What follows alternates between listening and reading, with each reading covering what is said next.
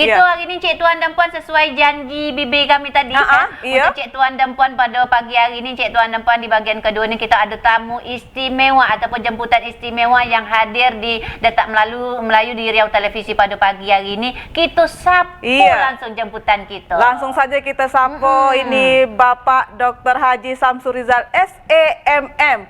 Assalamualaikum Bapak. Waalaikumsalam warahmatullahi wabarakatuh. Apa kabar Bapak? Alhamdulillah sehat walafiat. Alhamdulillah sehat ya. Untuk masyarakat Provinsi Riau tak asing lagi kalau sosok seorang Bapak Dr. Samsul Rizal. Betul sekali Puan Mai. Beliau adalah seorang politikus Indonesia asal Riau nih Puan Mai ya, yang menjabat sebagai anggota DPR RI periode 2019-2024 dan beliau juga ini mewakili daerah pemilihan Riau 1. Ini ada Bengkalis ya Pak ya, ada Bengkalis, ada Rokan Hulu, Rokan Hilir, Siak, ini Kabupaten Kepulauan Meranti, Pekanbaru dan juga Dumai. Ini luar biasa. Dan sekarang Puan Mai, Bapak ini bertugas di Komisi 2 ya Pak ya. Ya, betul. Dan menjadi wakil ketua Komisi 2. Betul Pak? Betul. Alhamdulillah, luar biasa. Banyak daripada kegiatan-kegiatan ataupun sebagai sosok Bapak Samsul Rizal ini yang sudah diemban tentunya ya. Betul sekali Puan Mai. Dan sebelumnya juga Puan Mai ya, ini Bapak Samsul Rizal saya kenal juga sebagai mantan Bupati Bengkalis. 2 periode, ini Bupati saya dulu nih Puan Mai. Nah, kita langsung saja tanya-tanya nih sedikit Pak, bagaimana ceritakan sedikit perjalanan Bapak sebagai Bupati Bengkalis dulunya nih Pak. Itu dia. Karena yang saya tahu Puan Mai dulunya kalau masalah seni nih ya, saya sangat ingat tuh ada salah satunya Semarak Zapin. Saya tiap tahun mengikuti itu Puan Mai. Ini salah satu dia yang ikuti salah satunya. Mungkin bisa sedikit menceritakan daripada masa menjabat waktu sebagai Bupati Bengkalis. Terima kasih Puan Mai dan Puan Iza. Alhamdulillah kita semua berada dalam keadaan sehat walafiat. Selamat pagi, assalamualaikum para pemirsa Riau TV yang berbahagia. Kalau ditanya soal jabatan Bupati Bengkalis, alhamdulillah pagi. Dulu saya berasal dari pegawai negeri sipil, terakhir jabatan Kepala Dinas Pendapatan Daerah Provinsi Riau. Ketika pemilihan Bupati Bengkalis ketika itu saya berumur 45 tahun. 45 tahun. Jadi masa pertama dipilih oleh anggota DPRD Kabupaten Bengkalis. Baru sesudah itu 2005 dipilih, tahun 2005 terakhir dipilih oleh masyarakat. Jadi pemilihan langsung untuk pertama kalinya di Indonesia. Jadi alhamdulillah kita sudah merintis 5 tahun pertama untuk kenal sama kita. Jadi alhamdulillah dengan agak sedikit mudah lah untuk menegang pada periode kedua itu. Alhamdulillah saya terpilih untuk sampai dengan tahun 2010. Selesai 2010 saya dipercayakan oleh Pak Gubernur Pak Rusdi Zainal ketika itu sebagai wali kota PJ Wali Kota Pekanbaru. Ya, kemudian sekaligus menjabat sebagai Kepala Inspektorat Provinsi Riau.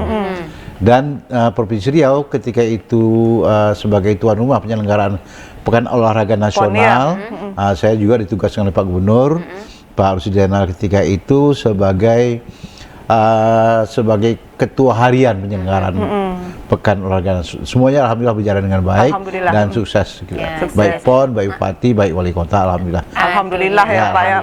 Perjalanan luar biasa dari kabupaten kota, sosok Bapak Dr. Samsul Rizal. Tentu banyak daripada pengalaman pahit bahagianya dalam menjalani, mungkin dalam bertugas. Ini banyak yang dialami juga. Ini untuk kondisi daripada Bapak sekarang ni sebagai Ketua DPW P3 Riau ya. Ini sekarang ni kondisinya masih menjabat sebagai ketua? Masih, alhamdulillah masih. Ini sampai masanya sampai bila ni? Sampai nanti akan ada pemilihan ketua baru setelah 5 tahun. Itu dia sebagai ketua baru berarti masih dalam tahun 2024 ini ya. Insyaallah ya. Untuk masanya nanti itu masih dalam 2024 ini dalam berapa bulan ke depan atau macam mana? Mungkin 2025. 2025 ya. Jadi mungkin kondisi sekarang ini memang memimpin itu untuk pilkada ini nanti memang sudah kondisi di Pak Samsul ini, Pak Samsul Rizal ini memang masih menjabat sebagai ketua ya? Masih. Insyaallah mudah-mudahan masih sebagai ketua. Masih ketua DPW P3 Riau. Alhamdulillah. Memang nih, Puan Mai memang beberapa waktu nih Pak ya, nih sempat viral juga, sempat tersebar luas juga di media sosial nih mengenai kisruh yang terjadi nih Pak ya, mengenai ini di DPW P3 Riau nih. Nah ini kalau kita boleh tahu nih Pak, ini sebetulnya apa penyebab atau faktor sampai terjadi adanya aksi mosi nih Pak, yang aksi mosi tak percaya yang dilakukan oleh beberapa pengurus ini Pak. Boleh sedikit diceritakan? Dulu saya sudah pernah juga mengatakan bahwa saya ini ada pihak yang mengemasnya, ada oknum yang mau mengemas itu, tapi saya tidak peduli. Tapi pada hari ini patut juga lah saya kemas, juga saya sampaikan kondisi yang sesungguhnya lah ya. Sebetulnya kami di dalam di DPW itu biasa-biasa saja, ya tidak ada apa-apa. Apalagi sekarang ini dalam rangka persiapan menghadapi pilkada, ya persiapan pilkada. Banyak kali calon-calon yang mau memakai perahu P3 untuk dapat digunakan sebagai perahu mereka belayar dalam menempuh perjuangan untuk menjadi kepala daerah, baik itu bupati-bupati, wali kota ataupun gubernur gitu kan. Jadi kita bukakan peluang P3 itu untuk dipakai oleh orang lain, pihak lain. Namun belakangan ini, tapi itu memang sudah terlihat lama gejalanya. Ada oknum tertentu yang ingin memanfaatkan ruang pilkada ini, peluang-peluang pada saat pemilihan kepala ini untuk mencari cuan. Nah, makanya mereka sepertinya menggebu-gebu terakhir ini, 2 minggu terakhir ini, supaya diturunkan Samsudin dari jabatan itu. Sehingga dengan maksud agar jabatan ketua DPW ini dapat diambil alih dan di PLT-kan ke satu orang oknum. Dan ini yang menjadi modus dari yang terjadi selama ini di Provinsi Riau.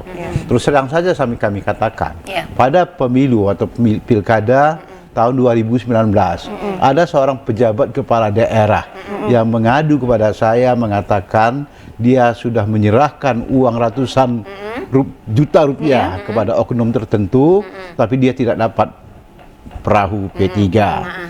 Nah, selalu saja ruang pada penyelenggaraan pilkada seperti yang akan terjadi pada 27 November ini itu dimanfaatkan masanya sebelum perebutan mendapatkan perahu ini dimanfaatkan oleh orang atau oknum tertentu. Khususnya kalau kita mau sebut pasnya itu adalah dari pihak DPP P3 oknum ini yang punya teman selingkuhnya, teman-teman akrabnya dalam melakukan hal-hal seperti itu.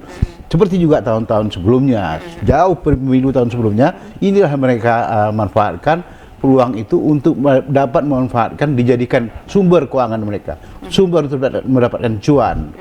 Nah, menengok dan itu yang terjadi selama ini. Bukan satu kepala daerah saja. Jadi yang melapor kepada saya itu adalah calon kepala daerah yang telah memberikan uang jutaan rupiah kepada oknum tertentu dari P3 itu tadi itu, dari DPP, bekerja sama dengan orang di dalam DPW itu yang selama ini menjadi partnernya selama-lama ini. Nah, itulah yang bekerja dan itu yang mengeroti kita supaya turun, supaya ketua DPW itu dialihkan kepada pihak tertentu dari itu, supaya penanganan penyelenggaraan penentuan siapa yang akan ditunjuk mendapat perahu itu bisa mereka manfaatkan untuk juga mengambil peluang mendapatkan uang seperti yang terjadi pada tahun-tahun pemilu sebelumnya. Inilah yang menjadi motivasi saya kira ini patut diketahui oleh masyarakat ya. Jadi kami di dalam sebetulnya tidak ada apa-apanya, tapi kan pihak-pihak itu tadi yang bekerja dan mengumpulkan orang itu dengan menggunakan modal mereka untuk berkumpul dan yang mengadukan kepada ini. Padahal kalau dikatakan saya gagal mengangkat suara P3 itu kan dibuat-buat. Padahal P3 kan secara nasional memang sudah ini juga kalah juga. Nah, mengingat secara nasional P3 ini kan memang dikatakan untuk pusat nih ya, tak ada bahkan sama sekali dan ini juga menjadi buah bibir. Nah, kita sebagai masyarakat juga ini memang kalau dipikir-pikir sangat sayangkan karena kita dari dulu sudah kita ketahui P3 itu seperti apa ya untuk oposisi, kondisi dia begitu berjaya ya. Sebuah partai besar juga. Betul. Nah, daripada kondisi sekarang ini memang menjadi buah bibir kita sebagai masyarakat juga. Memang kondisi juga P3 kan terdapat duduk di pusat. Nah, mungkin berpengaruh Ada tak pengaruh dari kondisi itu sendiri dengan kondisi Bapak sekarang itu? Tentu secara psikologis memang ada juga pengaruhnya kan. Yang jelas insya Allah mudah-mudahan saya kan akan ikut pilkada Gubernur Riau nih. Yang saya katakan itu berpengaruh juga. Tapi mudah-mudahan masyarakat bisa memakluminya. Toh suara saya pada saat pileg yang lalu, walaupun P3 tidak dapat menembusi angka 4% sebagai batas parliamentary threshold, suara saya tidak berkurang untuk dapil saya itu. Meranti, Bengkalis, Dumai, Siak, dan Rohul, tetap suara saya seperti Pekanbaru. Seperti yang pada saat saya menang tahun 2019. Hanya saja yang di bawah ini suaranya itu tergerogoti oleh partai lain. Ya biasalah persaingan gitu ya. Kalau menang itu biasa. Tapi secara psikologis memang ada pengaruh.